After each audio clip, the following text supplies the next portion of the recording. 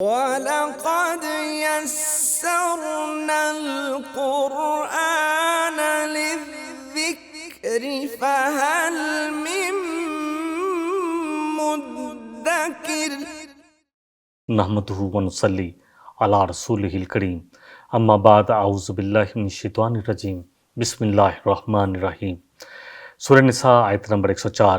وَلَا تَهِنُوا فِي ابْتِغَاءِ الْقَوْمِ، اور تم بالکل ہمت نہ ہارو اے مومنو، نہ کمزور پڑو۔ کس معاملے میں؟ کہ اس قوم کا توقف کرو جو تمہیں نقصان پہنچانے آئی تھی۔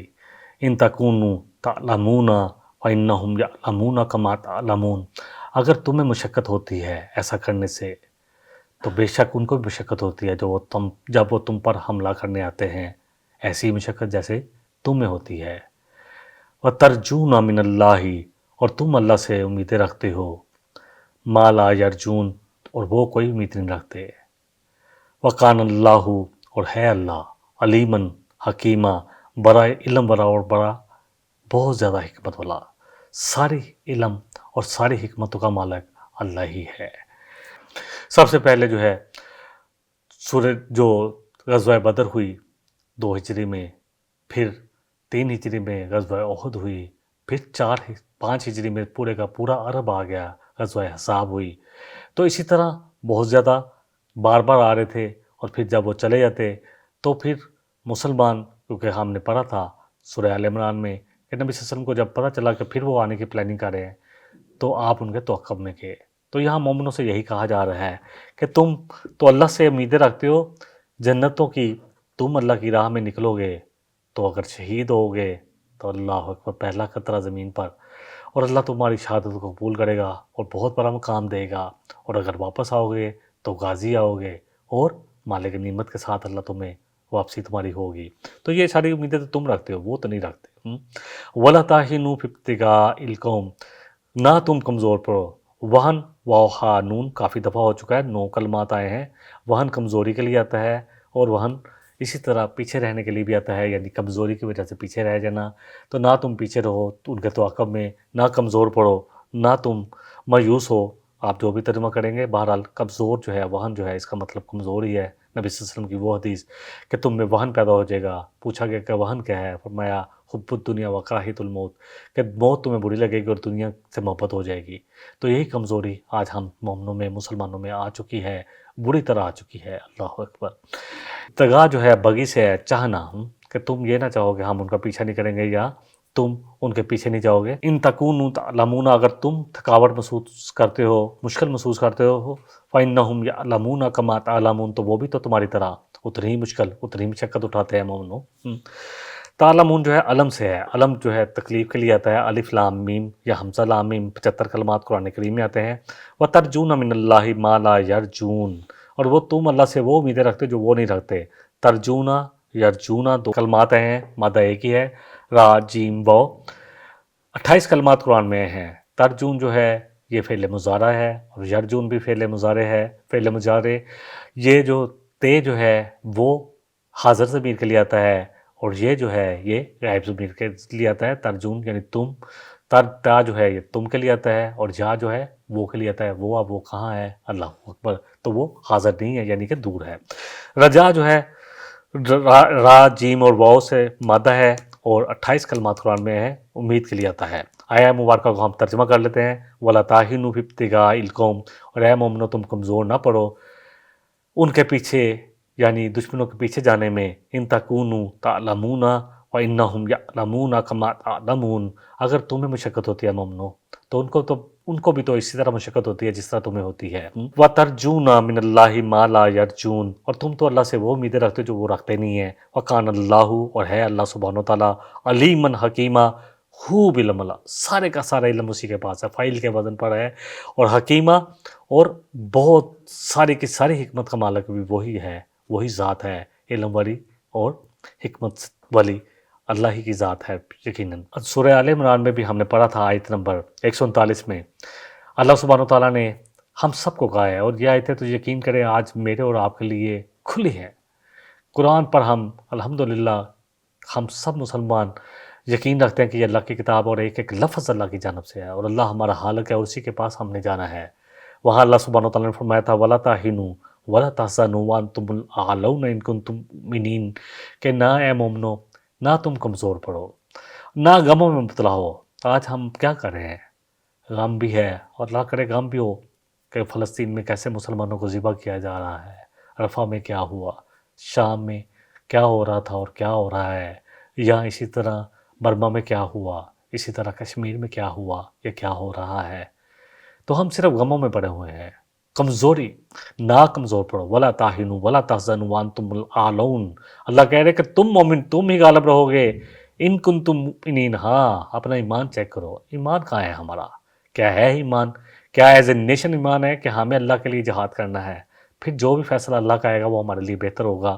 ابھی تو بہت بڑا جہاد جو ہم پاکستان میں نہیں کر سکے وہ تو اللہ کا دین قائم کرنا ہے، جس کے لیے یہ پاکستان لیا گیا تھا کہ یہاں اللہ کا نظام قائم ہوگا، یہاں محمد صلی اللہ علیہ وسلم کی شریعت قائم ہوگی، وہ شریعت جو اللہ نے ان پر اتاری اور انہوں نے ہم تک پہنچائی۔ یہاں قرآن کا نظام ہوگا، فیصلے اللہ کی شریعت اور اللہ کے قرآن اور نبی صلی اللہ علیہ وسلم کے فرمان کے مطابق ہوں گے۔ کیا ہوا؟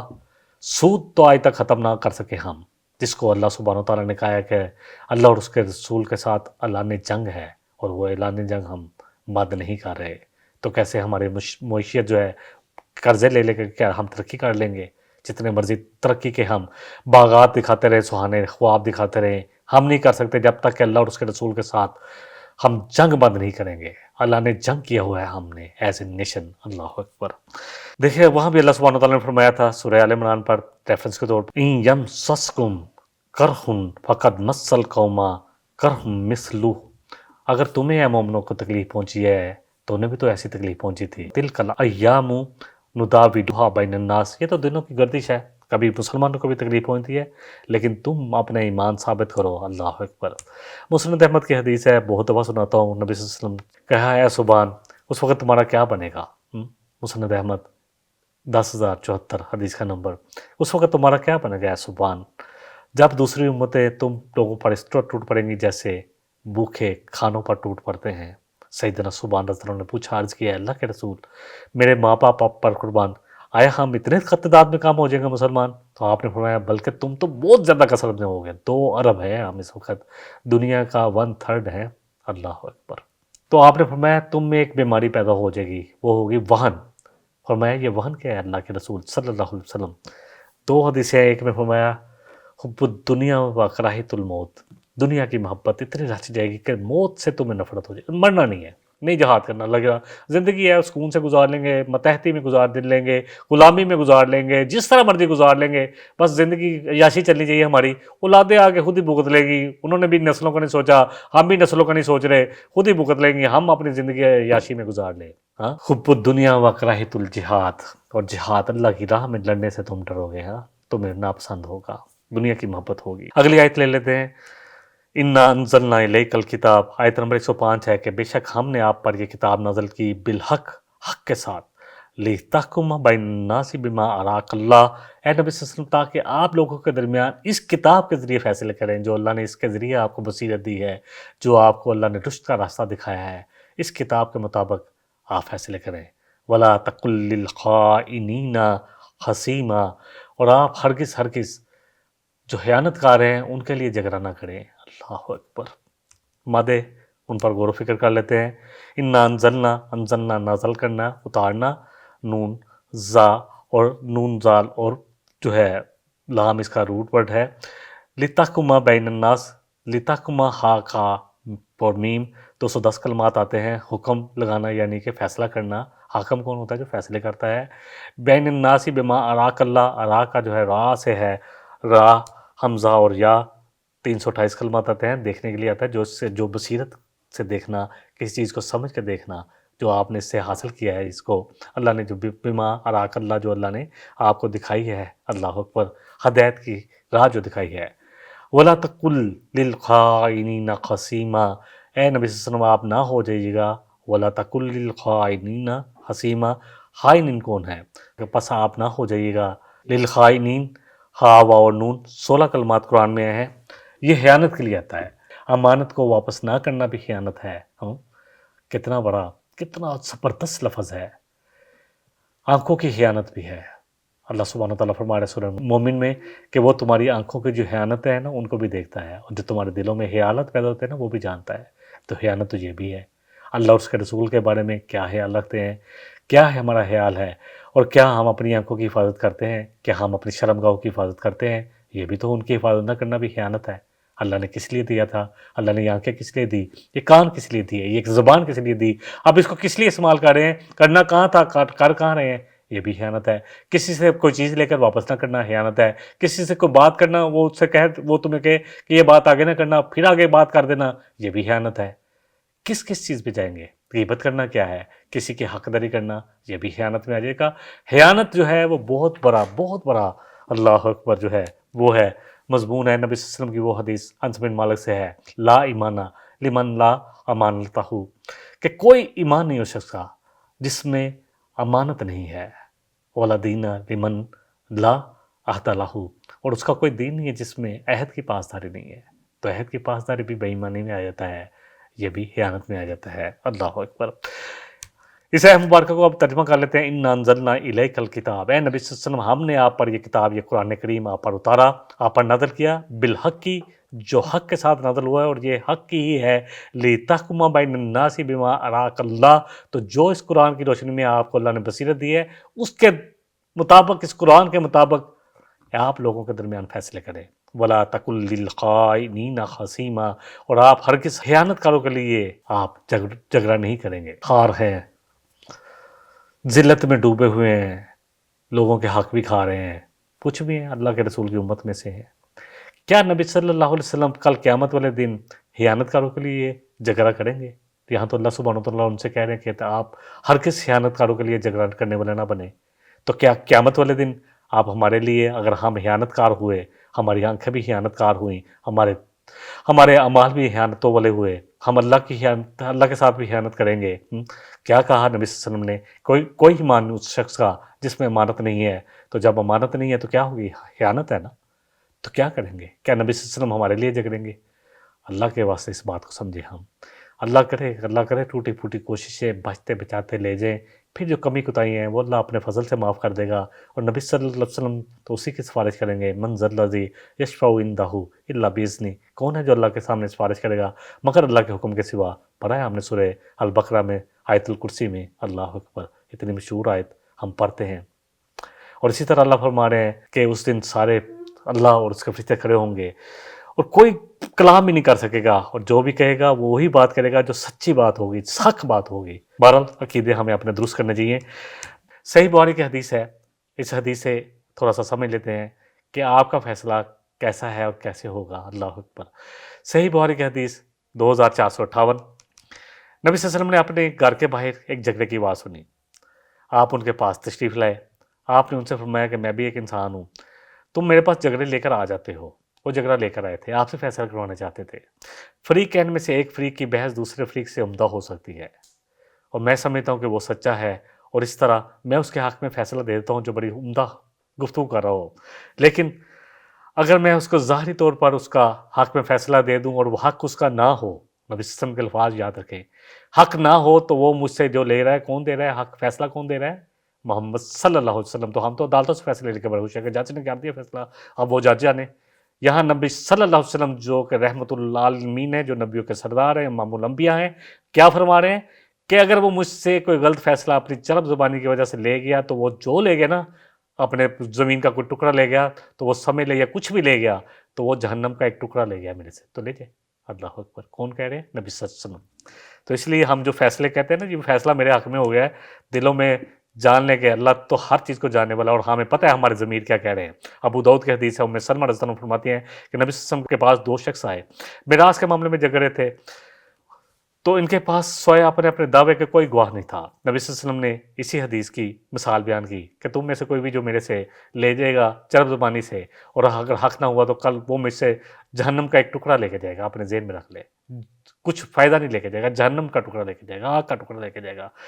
تو اس کے بعد اللہ اکبر، تو اب چاہے تو تم جو مرضی فیصلہ کر لو، قرعہ ڈال لو، یا آپس میں تقسیم کر لو، یا آپس میں طے کر لو۔ تو اب دونوں ہی رونے لگے۔ اللہ اکبر۔ اور انہوں نے پھر کہ کیسے ہو سکتا ہے، پھر ایک دوسرے کو کہہ رہا تھا کہ تم لے لو، دوسرا کہہ رہا نہیں تم حق ہے، پھر دونوں میں تقسیم کر لیا گیا، کوڑا ڈال لیا گیا۔ یہ ہے ڈر، یہ ہے خوف۔ اللہ تعالیٰ مجھے بھی اور آپ کو بھی نصیب فرمائے۔ اگلی آیت ہے آیت نمبر 106، وَاسْتَغْفِرِ اللَّهِ، اللہ فرما رہے ہیں کہ اللہ سے استغفار کرو جب بھی کوئی غلطی ہو جائے نا۔ اللہ اکبر، ان اللہ کان غفور الرحیمہ، بے شک اللہ بہت بخشنے والا اور بہت رحم کرنے والا ہے۔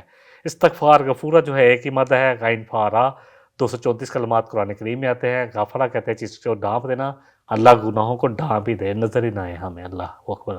اور اللہ ہے بڑا غفور الرحیم، اور رحم جو ہے رحم سے ہے را حامیم، رحم کرنے والا۔ اب اس آیت مبارکہ کو میں ترجمہ کر لیتا ہوں۔ وَاسْتَغْفِرِ اللَّهِ، اور معافی مانگو، اللہ سے استغفار کرو۔ اور نبی صلی اللہ علیہ وسلم فرماتے ہیں کہ میں روزانہ 100 سے زیادہ اللہ سے استغفار کرتا ہوں۔ آپ کی شان، آپ کے تو اگلے پچھلے گناہ سب اللہ نے وہاں اتارا ہے، سورہ فتح میں ہم نے پڑھ لیا۔ کیونکہ آپ کا گناہ کیا ہے، جن کے رتبے ہوتے ہیں نا ان کی ثواب بھی اتنی ہوتی ہے کہ آپ کا جو ایک اولا سے بھی تھوڑا سا ہلکا کام بھی ہے وہ بھی آپ کے معاملے میں اس کو بھی گن لیا جاتا ہے۔ جو ہم لوگوں کی بڑی زبردست نیکی ہے نا، تو وہ جو اونچے درجے والے جیسے نبی صلی اللہ علیہ وسلم کا درجہ ہے ان سے بھی تھوڑا سا ان کے مطابق بھی ہو اور اولا سے تھوڑی کم ہو جائے تو وہ بھی اس کے لیے آیت ہے۔ تو اس لیے لیکن نبی صلی اللہ علیہ وسلم کی ذات، اللہ اکبر، شفاعت کا جھنڈا آپ کے ہاتھ میں ہے اور کہہ رہے ہیں کہ میں روز اللہ سے استغفار کرتا ہوں 100 دفعہ، اور ایک دفعہ ایک حدیث میں آتا ہے 70 سے زیادہ مرتبہ۔ تو مجھے اور آپ کو کتنا کرنا ہے؟ لیکن استغفار کا مطلب یہی ہے کہ حق کسی کا دیا ہے۔ توبہ کا مطلب اور استغفار کا مطلب یا سمجھ لیں، توبہ ہے توبہ پلٹنے کے لیے۔ کیا توبہ کیسے قبول ہوگی؟ کہ کسی کا حق ہے تو اس کا حق واپس دیا جائے گا۔ کسی کی غیبت کی ہے تو اس کے لیے دعائے خیر کرے، کہ پتہ کہ اس کے سامنے کہوں گا تو وہ برا نہ حالات خراب نہ ہو جائیں، تو اس کے لیے دعائے خیر کرے۔ کسی سے اگر کوئی زیادتی کی ہے تو اس سے معافی مانگ لے، پھر ہے یہ توبہ۔ اور پھر اپنے آپ کو اسی طرح اللہ کے کاموں میں لگائے جس طرح پہلے گناہوں کے کاموں میں لگے رہتے تھے۔ ہم کافی دفعہ اس پر ڈسکس کر چکے ہیں۔ اگلی آیت لینے سے پہلے ایک سورہ آل عمران کی آیت لے لیتے ہیں جہاں اللہ سبحانہ وتعالیٰ فرما رہے ہیں، بڑی خوبصورت آیت ہے 135، والذین اذا فعلوا فاحشۃ او ظلموا انفسہم، وہ لوگ جو جن سے کوئی برا کام ہو جاتا ہے، بے حیائی کا کام ہو جاتا ہے یا ظلم کر بیٹھتے ہیں اپنی جانوں پر، ذکر اللہ، فوراً اللہ کو یاد کرتے ہیں، فوراً پلٹاتے ہیں، واستغفروا لذنوبہم، اور اپنے گناہوں سے استغفار کرتے ہیں، اللہ سے مغفرت مانگتے ہیں، وَمَن يَغْفِرُ الذُّنُوبَ إِلَّا اللَّهُ، اور وہ جانتے ہیں کہ اللہ کے علاوہ کون ہے جو ہمارے گناہوں کو ڈانپ سکے گا، وَلَمْ يُصِرُّوا عَلَىٰ مَا فَعَلُوا، پھر اعادہ نہیں کرتے، جمع نہیں رہتے۔ یہ نہیں کہ توبہ کی پھر وہی کام شروع کر دیا، اللہ اکبر، پھر جمع نہیں رہتے جو انہوں نے عمل کیے ہوتے ہیں، وَهُمْ يَعْلَمُونَ، اور وہ جانتے ہیں کہ اللہ سے استغفار کیا ہے، آپ اس کام سے سچی توبہ کرنی ہے۔ اگلی آیت لے لیتے ہیں 107 نمبر، وَلَا تُجَادِلُوا عَنِ الَّذِينَ يَخْتَانُونَ أَنفُسَهُمْ، تو اے نبی صلی اللہ علیہ وسلم آپ ہرگز جھگڑا نہیں کریں گے ایسے لوگوں کے لیے جو اپنے خیانت کاری کرتے ہیں اپنی جانوں کے ساتھ، اپنے نفسوں کے ساتھ۔ ان اللہ لا یحب من کان خوانا عصیما، اللہ یقیناً بالکل پسند نہیں کرتا، اللہ پسند ہی نہیں کرتا کسی ایسے شخص کو جو کہ گناہ گار اور خیانت کار ہو۔ اللہ اکبر، خیانت کار اور گناہ گار۔ ولا تجادل، جادلہ جدال سے ہے، جیم دال لام، جھگڑے کے لیے آتا ہے۔ 29 کلمات قرآن میں ہیں۔ یختانون، خیانت ہم پڑھ چکے ہیں، 16 کلمات آتے ہیں قرآن میں، ہا اور نون سے 16 کلمات آتے ہیں۔ ان اللہ لا یحب من کان خوانا عصیما، یحب جو ہے اس کا مادہ ہا با ہے، 96 کلمات آتے ہیں قرآن میں۔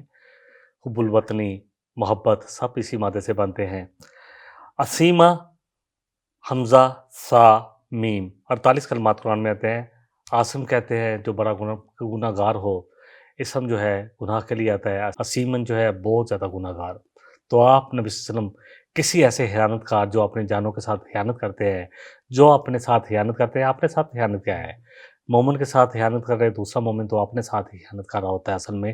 ان اللہ لا یحب من کان خوانا عصیما، کہ جو خیانت کار بھی ہو اور بہت زیادہ گناہ گار ہو۔ اگلی آیت لے لیتے ہیں، آیت نمبر 108 ہے۔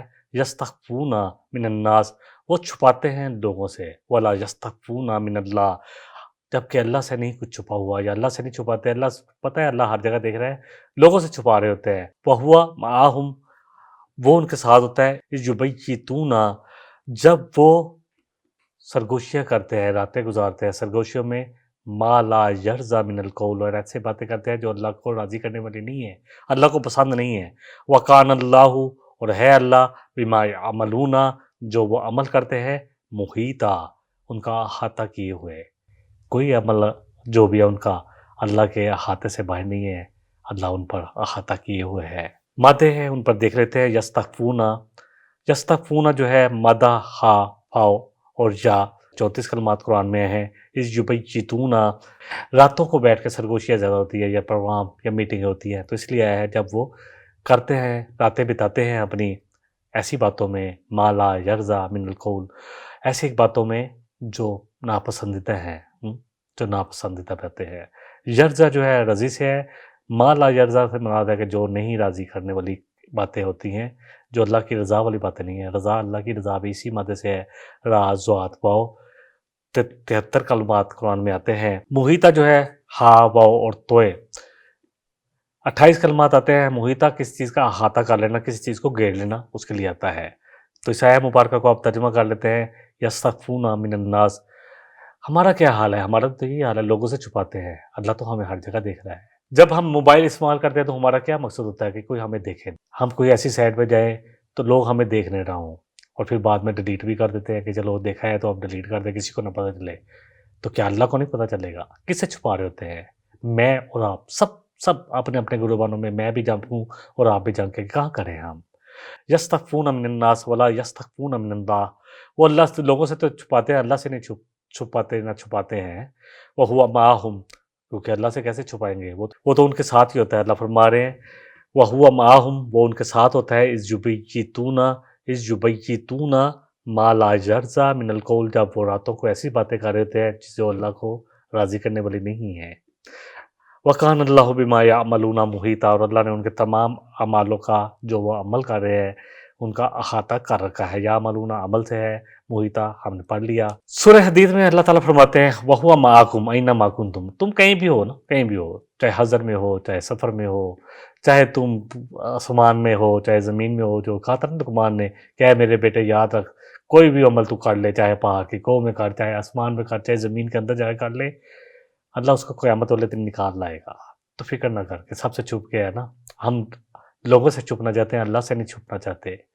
اصل بات یہ ہے، لوگوں سے تو ہمیں ڈر ہے، اللہ کا ڈر نہیں ہے کہ لوگ کیا کہیں گے، اور جس اللہ کے سامنے مجھے اور آپ کو کھڑا ہونا ہے، اللہ مجھے بھی توفیق عطا فرمائے۔ تو جہاں بھی تم ہوتے ہو، واللہ بما تعملون بصیر، اور اللہ تمہارے خوب اعمال کو دیکھ رہا ہوتا ہے۔ اصل میں راتوں کو بیٹھ کے جو باتیں ہوتی ہیں، اللہ ان سب کو جاننے والا ہے، ہر بات کو دیکھ رہا ہوتا ہے۔ اگلی آیت لے لیتے ہیں، دیکھیں نبی صلی اللہ علیہ وسلم نے فرمایا، اللہ اکبر، صحابہ سے کہا کہ میری امت کے کچھ لوگ ایسے لوگ بھی ہوں گے جن کے اعمال تمہارے جیسے ہوں گے، جس طرح تم کرتے ہو، اللہ اکبر، لیکن وہ تنہائیوں میں اللہ کے حدود کو پامال کریں گے، اللہ اکبر، تو وہ جتنے بھی اعمال لیں گے سب ضائع ہو جائیں گے۔ آج کے دور میں تو یہ حدیث ہمیں سمجھ میں آ جانی چاہیے۔ آج تو تنہائی ہوتی ہے، کمرے بھی اکیلے اکیلے ہیں، ہر شخص اپنا موبائل پکڑ کے کہیں بھی نکل جاتا ہے، تو کہاں جائیں گے ہم؟ اللہ اکبر۔ اب آخری آیت ہے اس آج کے سبق کی، ہم لے لیتے ہیں۔ ہا انتم ہا اولائی جادلتم عنہم فی الحیات دنیا، ہاں تم تو وہ ہو جو دنیا کی زندگی میں تو جھگڑ سکتے ہو ان کے لیے، فمن یجادل اللہ عنہم یوم القیامہ، تو قیامت والے دن کون جھگڑے گا ان کے بارے میں اللہ سے؟ امن یکون علیہم وکیلا، تو کیا تم ان پر وکیل ہوگے؟ کس سے کہا جا رہا ہے؟ مومنوں سے۔ نبی صلی اللہ علیہ وسلم کو بھی اللہ تعالیٰ فرما رہے ہیں کہ کیا آپ ایسے لوگوں کی وکالت کریں گے جو خیانت کار ہیں؟ اللہ اکبر۔ جادلتم، جنگ و جدال، ہم جھگڑے کے لیے آتا ہے، چیم دال لام، 29 کلمات آتے ہیں۔ وکیلہ جو ہے وکالت کے لیے آتا ہے، کسی کے لیے وکالت کرنا، تو کیا آپ وکالت کریں گے؟ ہاں انتم ہا اولائے جادلتم عنہم فی الحیات دنیا، ہاں تم لوگ ہیں مومنوں، کہا جا رہا ہے اصل میں تو مومنوں سے کہا جا رہا ہے۔ نبی صلی اللہ علیہ وسلم سے بھی کہا گیا کہ آپ ایسے خیانت کرو کہ ہرگز آپ ان کے لیے، نبی صلی اللہ علیہ وسلم ان کا ساتھ نہ دیں۔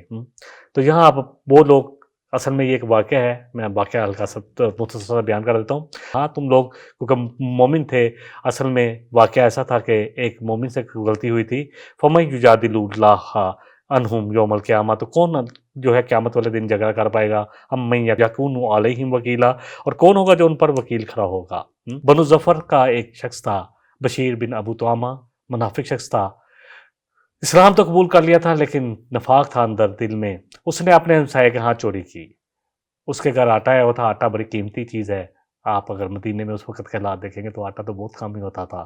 ایک آٹے کا تھیلا چوری کیا اور ساتھ اس کا اسلحہ چوری کیا، اور اپنا گھر کیونکہ ساتھ تھا اس وہاں نہیں لے کے کیا بلکہ دور یہودی کے گھر لے گیا۔